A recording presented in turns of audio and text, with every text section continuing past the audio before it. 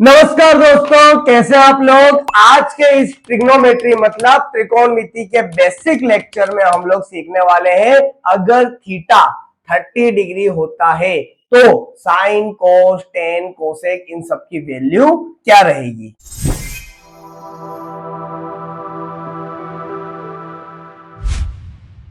चलिए बेटा देखिए, अगर आपको थीटा अगर 30 डिग्री पर है और आप लोगों को सारे रेशियोज कैलकुलेट करना है कि साइन की 30 डिग्री पर क्या वैल्यू होगी, कोस की 30 डिग्री पर क्या वैल्यू होगी, तो हम लोगों को क्या करना पड़ेगा। चलिए बेटा, अब आज के इस लेक्चर में हम लोगों को यह सीखना है कि अगर हमारा थीटा 30 डिग्री होता है मतलब हमारी स्टैंडिंग पोजीशन अगर 30 डिग्री होती है तो हम लोगों का परपेंडिकुलर बेस और पहले तो हाइपोथेनस क्या होगा, उसके बाद साइन 30 कोस 30 टेन 30 इसकी वैल्यू क्या रहने वाली है। देखिए इसमें हम लोगों को सबसे पहले हम लोगों ने जो लास्ट लेक्चर में सीखा था, याद है क्या सीखा था कि हमको क्या चाहिए इस चीज के लिए, एक इक्विलेटरल ट्रायंगल चाहिए। क्या चाहिए? Equilateral triangle. इक्विलेटरल ट्रायंगल को हम लोग क्या कर सकते हैं, बीच में से कट कर सकते हैं। इक्विलेटरल ट्रायंगल की जरूरत क्यों पड़ी आप खुद बताइए, क्योंकि हम लोगों को चाहिए एक एंगल 30 डिग्री का और एक बचा हुआ क्या रहेगा 60 डिग्री का। तो ये किस चीज से फाउंड किया जा सकता है, सिर्फ इक्विलेटरल ट्रायंगल से फाउंड किया जा सकता है। क्यों? क्योंकि इक्विलेटरल ट्रायंगल समबाहु त्रिभुज का बीच में से काटोगे तो एक तो आपको 90 डिग्री मिल जाएगा और ये आपका 60 डिग्री रहेगा। क्यों? क्योंकि तीन एंगल 60 डिग्री के रहते हैं। तो ये आपका 60 डिग्री हो जाएगा, ये 90 हो जाएगा, तो ऑटोमेटिक ये 60 का जो था आपको दिख रहा है स्क्रीन पर, है ना, ये क्या हो जाएगा कट के 30 डिग्री हो जाएगा। डन, ये 30 डिग्री हो जाएगा। अब इससे क्या होगा हमारा आगे चल के कि समबाहु त्रिभुज में तीनों साइड क्या होती है, इक्वल 1 1 1 होती है। तो बेटा कटने के बाद ये वाला साइड कितना रह जाएगा, 1/2। क्या रह जाएगा, 1/2 रह जाएगा और ये 60 है। अब हमको बेटा इस बार इस एंगल से सोचना है ना, इसको आप घुमा के देखना अपने मोबाइल को, किसके हिसाब से देखना, हमको 30 के हिसाब से सोचना है। तो 30 के हिसाब से अगर सोचना है तो 30 डिग्री ये तो क्या हो गया परपेंडिकुलर, क्या हो गया परपेंडिकुलर, है ना, सॉरी ये हो गया हमारा राइट एंगल। अब राइट एंगल हो गया तो राइट एंगल के सामने वाली साइड तो क्या होती है हमारी हाइपोथेनस। ये हम लोगों को क्लियर है, आप लोग चाहो तो इधर से देख लो, इधर ये क्या है हमारा हाइपोथेनस हो गया, किसके हिसाब से 90 डिग्री के हिसाब से। और अब हमें 30 डिग्री के हिसाब से अगर सोचना है तो 30 डिग्री के सामने वाली साइड क्या कहलाती है हमेशा, मतलब जहां थीटा रहता है उससे सामने वाली साइड क्या कहलाती है हमारी, थीटा के सामने वाली साइड कहलाती है हमारी परपेंडिकुलर। तो हमको तो परपेंडिकुलर भी दे रखा है 1/2, क्या दे रखा है 1/2। ये पूरा 1 था तो दोनों हाफ हाफ हो गई ना, तो ये 1/2 हो गया। तो अब हमको पाइथागोरस की हेल्प से निकालना है क्या, ये। आप बोलोगे सर लास्ट लेक्चर में इतनी मेहनत कर तो ली थी, पर बेटा अगर कोई बच्चा अगर डायरेक्ट आकर साइन 30 ही देखेगा तो उसके लिए बेटा बेसिक नहीं रह जाएगा ना, उसको साइन 60 देखने जाना पड़ेगा वापस, है ना। हालांकि देखना तो सभी चाहिए पर अपन एक बार वापस कर लेते हैं इस कैलकुलेशन को। तो ये क्या हो गया हमारा परपेंडिकुलर, और ये परपेंडिकुलर हो गया मतलब ये क्या हमारा बेस। बेस क्यों है, क्योंकि बेटा हम जहाँ खड़े हैं उससे कनेक्टेड लाइन ही क्या कहलाती है हमारी बेस कहलाती है। तो हमको बेस निकालना है, तो किस हेल्प से निकालने वाले हम लोग, अगर हम लोगों को दो साइड दे रखी हो तीसरी साइड पूछी हो तो हम लोग क्या करते हैं यूज, पाइथागोरस थ्योरम, पाइथागोरस प्रमेय यूज करते हैं, ठीक है ना, इसको निकालने के लिए। कैसे, ऐसे, ठीक है ना। इस वाले सवाल में हमको निकालना है बेस, बी का स्क्वायर, है ना, क्या निकालना है, बेस निकालना है, बी का स्क्वायर। तो बी का स्क्वायर निकालना है, बी निकालना है, तो क्या करना पड़ेगा, ये परपेंडिकुलर के स्क्वायर को इधर ले जाकर माइनस करना पड़ेगा। तो यहाँ पर फॉर्मूला क्या बन जाएगा, बी का स्क्वायर बराबर एच का स्क्वायर माइनस पी का स्क्वायर। डन। अब बेस का स्क्वायर निकालना है हमको इस बार। बेस हमारा क्या है, बेस है हमारा इस बार एडी, एडी इस बार हमारा क्या है बेस है। तो हमारा हाइपोथेनस कितना दे रखा है 1 का स्क्वायर और परपेंडिकुलर कितना दे रखा है 1/2 का स्क्वायर, है ना। क्लियर बेटा, थीटा वाले हम लोगों ने जो वीडियो देखा था स्टार्टिंग के बेसिक पार्ट वीडियोस अच्छे से देखना, उसमें हम लोगों ने क्लियर करा था कि हमारा बेस क्या होगा और परपेंडिकुलर क्या होगा, थीटा के हिसाब से डिसाइड होगा। जहां थीटा उसके सामने वाली लाइन क्या कहलाएगी हमारी परपेंडिकुलर, ये याद रखना आप लोग। तो सेकेंड साइड तो क्या कहलाएगी ऑटोमेटिकली हमारी बेस, है ना।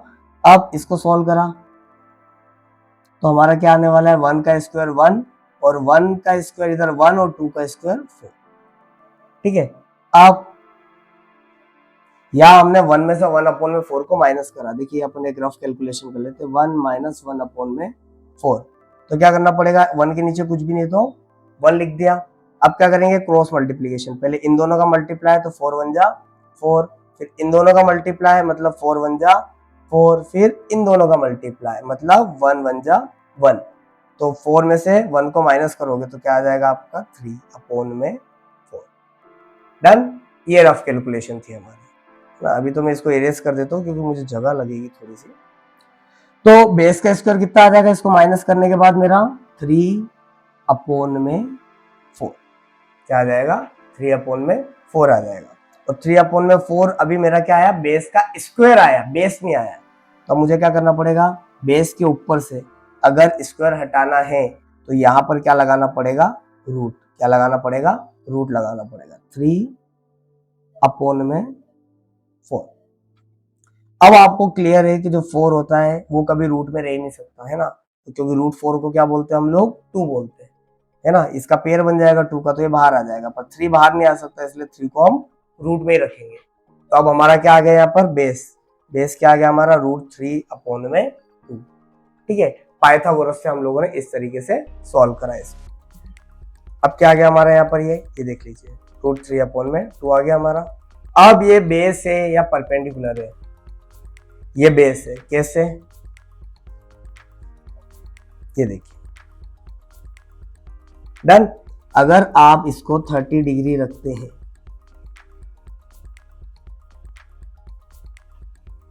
तो आपका 30 जहां पर मतलब जो आपका थीटा रहता है जनरली, उसके सामने वाली साइड आपकी क्या कहलाती है, परपेंडिकुलर। और ये परपेंडिकुलर तो ये बेस। और अभी हमने पाइथागोरस की हेल्प से क्या निकाला है, बेस ही तो निकाला है। क्यों, हाइपोथेनस और परपेंडिकुलर हम लोगों को पहले से दे रखा था, ठीक है ना, तो हम लोगों ने बेस निकाल लिया इसकी हेल्प से।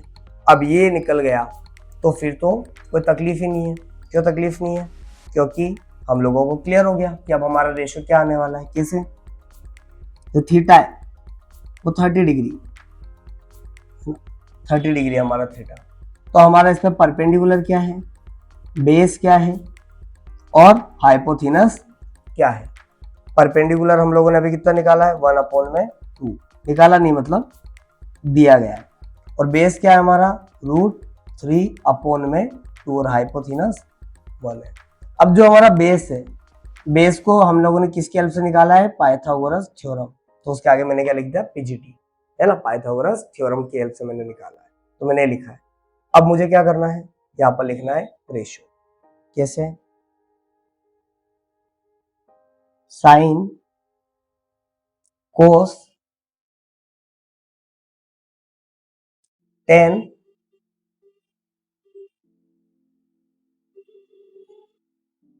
Cosec sec cot. अब इसका किस एंगल पर हम लोगों को रेशियो निकालना है, 30 डिग्री पर, है ना। इनका एंगल क्या होना चाहिए हमारा, 30 डिग्री। थीटा क्या होना चाहिए, 30 डिग्री। थीटा को एंगल बोलते हैं।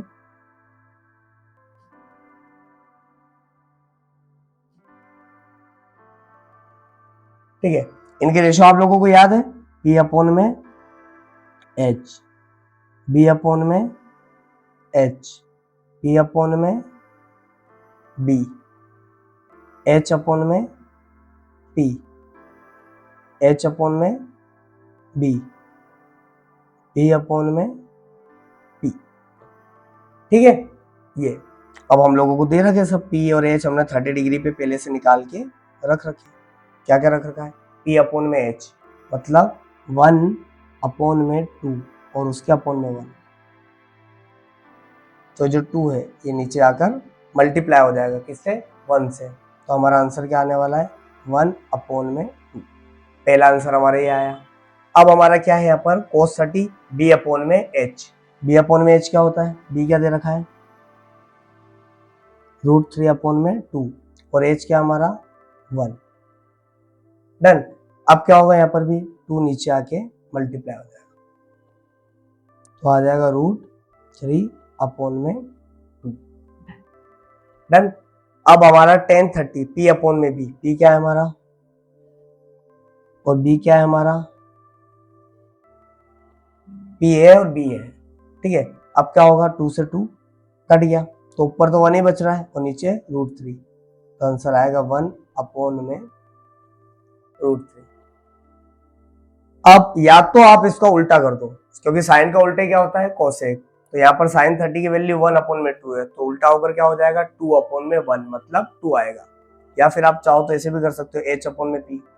अब h अपॉन में p मतलब h है 1 और p कितना है 1 अपॉन में 2, तो इस केस में ये वाला 2 ऊपर जाके मल्टीप्लाई हो जाएगा, तो 2 1 जा 2 और डिवाइड में 1 मतलब तो कोई मतलब ही नहीं है, तो यहाँ पर क्या रख देंगे हम लोग 2।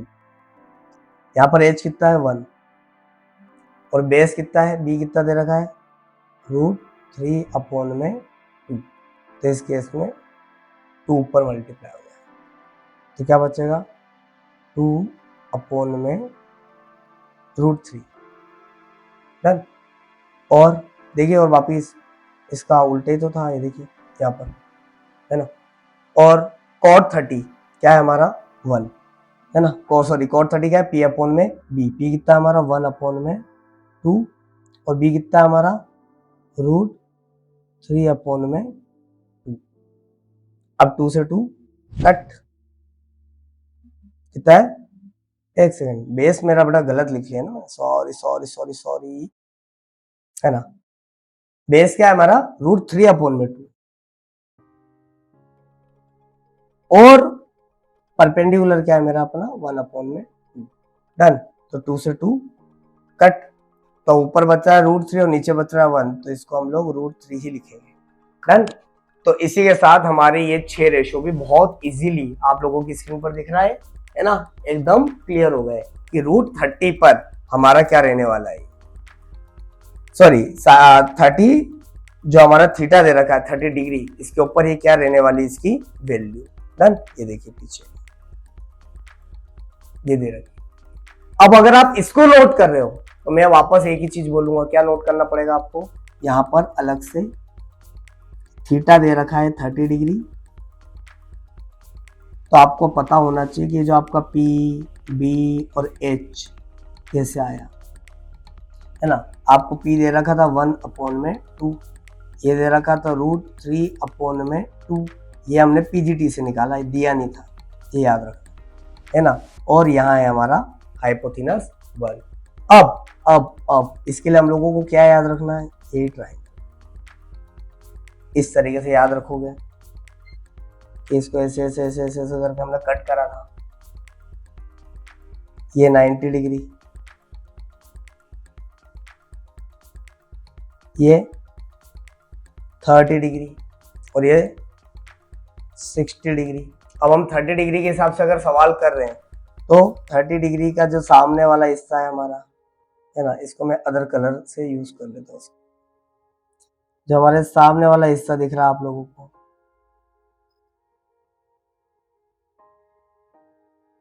तो जो हमारे 30 डिग्री है इसके सामने वाला हिस्सा क्या कहलाता है हमारा, परपेंडिकुलर, है ना। और हम लोगों ने डिसाइड भी करा था कि तीनों साइड इक्वल होती है, तो इस केस में हमको हाइपोथिनस तो हमारा क्या मिल गया 1। हाइपोथिनस क्यों, क्योंकि 90 डिग्री की सामने वाली साइड हमेशा हाइपोथिनस होती है, सबसे बड़ी साइड, मैंने पहले क्लियर करा था आप लोगों को। अब यहाँ पर क्या दे रखा आप लोगों को कि ये पूरी 1 थी तो आधी कितनी हो जाएगी 1 अपॉन में 2, और 1 अपॉन में 2 था तो ये जो था हम लोगों ने क्या कर लिया, इसको फाइंड कर लिया। क्या कर लिया, फाइंड कर लिया, किसके थ्रू, पीजीटी मतलब पाइथागोरस थ्योरम के हिसाब से फाइंड कर लिया। कितना आया था हमारा √3 अपॉन में 2, ये आप लोगों को याद रखना। डन।